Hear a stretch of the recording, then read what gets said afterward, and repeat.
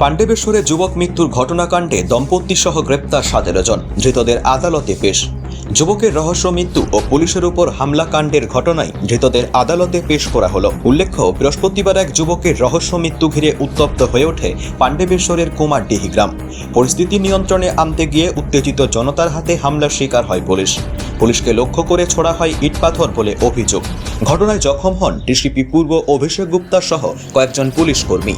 ভাঙচুর চালানো হয় সংবাদ মাধ্যমের বাইক সহ স্থানীয় দোকান।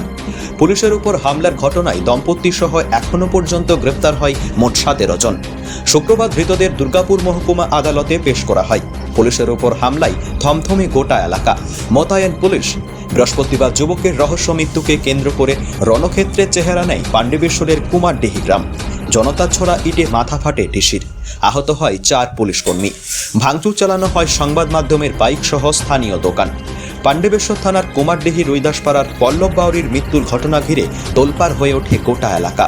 যে বাড়ি থেকে পল্লব বাউরির মৃতদেহ উদ্ধার হয়, সেই বাড়ির মালিক সঞ্জয় রুইদাস ও তার স্ত্রী ঝুমা রুইদাস সহ 17 জনকে শুক্রবার পুলিশ পেশ করল দুর্গাপুর মহকুমা আদালতে। নিজেদের হেফাজতে নিয়ে তদন্তে গতি আনতে চাইছে পুলিশ। পাণ্ডবেশ্বর থেকে অনন্ত রুইদাস ও দুর্গাপুর থেকে সমীর বাদ্যকরের রিপোর্ট, অ্যাক্টিভেস্ট বাংলা।